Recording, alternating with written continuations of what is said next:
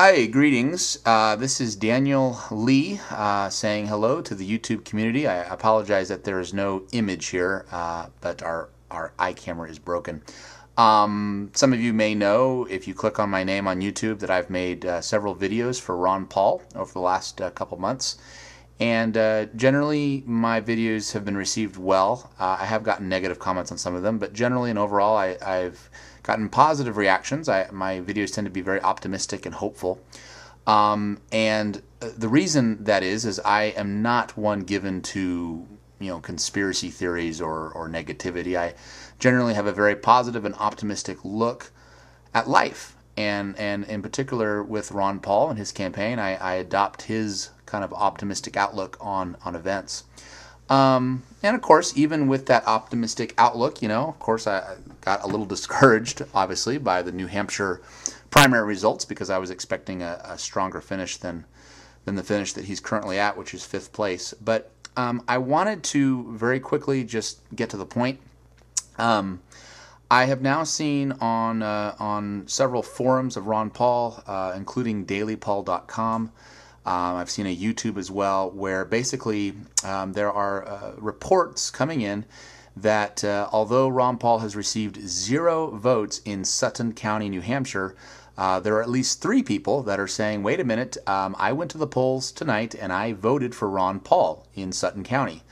Also, I've seen a mathematician, Wall Street analyst statistician, who basically proves very mathematically and logically that voter fraud is going on, that according to the statistics, Ron Paul should actually have more votes than what is currently being tabulated, that when you compare the hand-counted ballots to the digital counted ballots, that there is a huge discrepancy. And this is not only for Ron Paul, but this is also for Obama. Evidently, Obama received quite a bit more percentage-wise the hand-counted votes than Hillary Clinton overall. But when you go to the digitally counted votes, Hillary takes a lead. There's a huge discrepancy with Mitt Romney. Mitt Romney is shown to get many more votes statewide when you look at the digitally counted votes, but when you go to when you go to hand-counted votes, Romney does not get nearly as much as he is supposedly to have gotten. So clearly, with these facts, I mean, and again, these are being presented by not conspiracy theorists or people who are just have a chip on their shoulder. They're being presented by mathematicians, by statisticians, by people who are just saying, look, this doesn't look quite right. And again, I'm personally not one to be given to any type of voter fraud or conspiracy type theories. I'm not like that. But clearly, this is not just about Ron Paul. It looks like that if this is correct, Obama should have actually won New Hampshire on the Democratic side and lost to Hillary Clinton by a margin that looks pretty suspicious. So the reason I'm putting this YouTube out is I'm hoping that I can raise awareness about this issue. I'm certainly planning to take some action by making some phone calls tomorrow morning and figuring out what I can do. I live in Portland, Oregon, so obviously I'm not a New Hampshire resident, but I'm going to try to find out what I can do. I'm going to definitely make this very, very clear with the local Portland, Oregon meetup group, which is one of the largest meetup groups in the nation. And I would just encourage everyone who listens to this YouTube to please spread this message, let it go viral, document this evidence. You can find websites. You can go to dailypaul.com, you can go to ronpaulforums.com, and you can find the evidence that I've uncovered that many people are shown now. I'm sure there's going to be a lot of YouTubes about this as well. We need to do something about this, okay? We cannot just sit by and just say, well, okay, we got cheated or there's vote fraud, but we'll just perk up and continue the fight and go on. We owe this not just to Ron Paul, not just to Obama, but we owe this to the American people and to our nation. Either we're serious about really sparking revolution and taking this nation back, or we're not. And this is something that we need to really seriously do. And obviously, there are many routes that we can take, peaceful routes that we can take. Ron Paul is always advocating peace in how we are in our approach to things.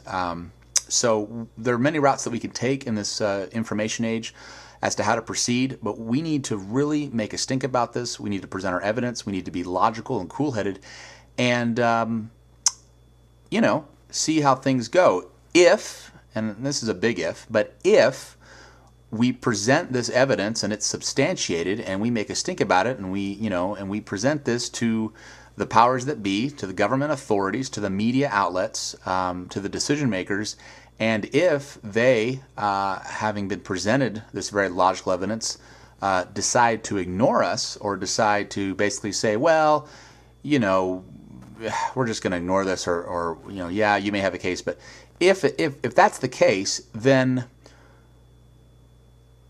what other course do we have?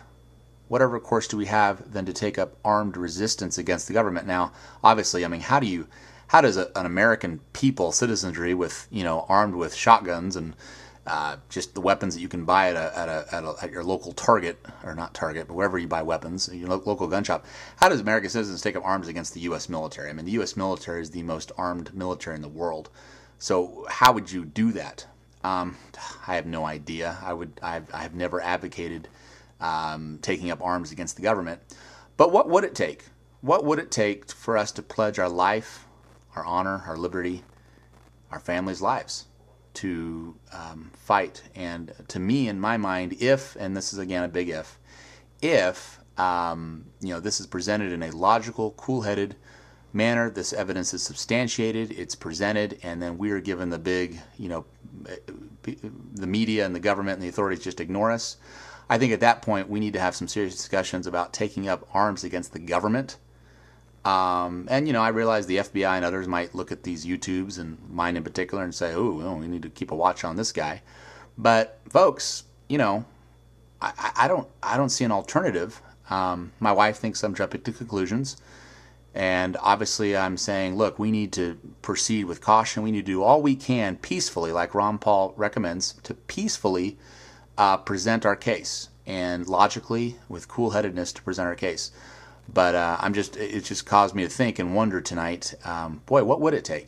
What would it take? I mean, I have a wife, I have 5 children, all under the age of 7. So I would have a lot to lose if I were to, take up arms against the government. I would have a whole lot to lose. So, it's not something we should just jump into. But what would it take? It's something to think about. Anyway, let's get a good night's sleep, and let's tomorrow morning really look into this. But it's the Hebrew Christian Jewish new moon. You can read about that in Isaiah 66. That new moon starts tonight, goes all the way till sunset tomorrow, January 9th. It's the new moon. So happy new moon. But the new moon is a day where it's the beginning of a new Hebrew Christian month. And boy, what better day to kind of start renewed and refreshed than on a new moon and say, you know what? Creator of the universe, help us, because we want this nation to return to her heritage, her roots, her ideals, and we need your help to get Ron Paul elected. By the way, there's a very encouraging article about Ron Paul's run for Congress in 1996, how he basically won in a campaign where George W. Bush and the Republican establishment ran against him and tried to pit a liberal Republican against him, and Ron Paul won very handily, and it's a very encouraging article, so I encourage you to go find it. I don't have it with me right now, but you can find it. It's called Ron Paul's Shrewd Run for Congress, and it hit the internet tonight, and it's a really encouraging article. All right, thank you, and thank you for all that have given positive remarks to my YouTubes. I appreciate it, and I'll be coming out with one shortly to give everyone a good optimistic boost and encouragement. Bye-bye.